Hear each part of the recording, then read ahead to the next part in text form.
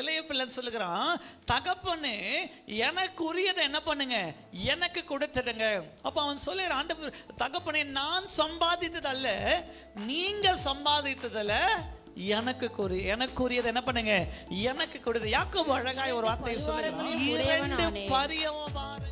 நான் ஒன்றும் இல்லாமல் தான் என்ன செய்தேன், இந்த யோர்தானை ஒரு 20 வருஷத்துக்கு முன்பதாக கடந்து இப்ப திரும்பி வந்து பார்க்கிறேன்.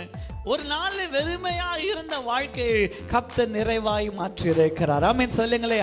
இது எதற்கு அடையாளம் என்றால், எனக்கு என்கிட்ட இருக்கிறதெல்லாம் யார் கொடுத்ததுதான், அவர் கொடுத்தது. அதான் மகன் சொல்லுகிறான், தகப்பனே உம்மிடத்தில் இருக்கிற என் பங்கெல்லாம் என்ன பண்ணுங்க, எனக்கு கொடுத்துருங்க. அவன் சொல்லல நான் ரொம்ப கஷ்டப்பட்டு சம்பாதிச்சேன்லப்பா, அதெல்லாம் எனக்கு பண்ணுங்க, எனக்கு என்ன கொடு. யாக்கோபாவது ஒரு இடத்துல தன்னுடைய மாமனா இடத்துல சொல்லுகிறான், நான் சம்பாதித்து என்ன பண்ணுங்க, எனக்கு கொடுத்து. ஆனா இந்த இளையகுமாரன் சொல்லுகிறான், நான் இதுவரை வேலை செஞ்சதில்ல, நீங்க எனக்காக சம்பாதித்து வச்சது என்ன பண்ணுங்க, எனக்கு கொடுங்க.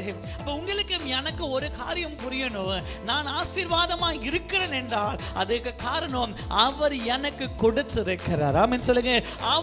அவர் எனக்கு கொடுத்திருக்கிறபடியால் தான் எனக்கு ஆசீர்வாதம். அவர் எனக்கு ஞானத்தை கொடுத்திருக்கிறபடியால் தான் ஆசீர்வாதம். அவர் எனக்கு பலனை கொடுத்து வேலை செய்ய பலனை கொடுத்திருக்கிறபடினால எனக்கு என்ன இருக்கு, ஆசீர்வாதம் இருக்கிறது. அப்ப நான் ஒன்றை புரிந்து கொள்ளணும், யாக்கோபை போல சொல்லும், ஆண்டவரே வெறும் கோலும் கையுமாய் வந்தேன் ஆண்டவரே, 2 பரிவாரங்களை கொடுத்து என்னை ஆசீர்வதித்து இருப்பது தேவ கிருபை மாத்திரம். எத்தனை பேர் விசுவாசிக்கிறீங்க?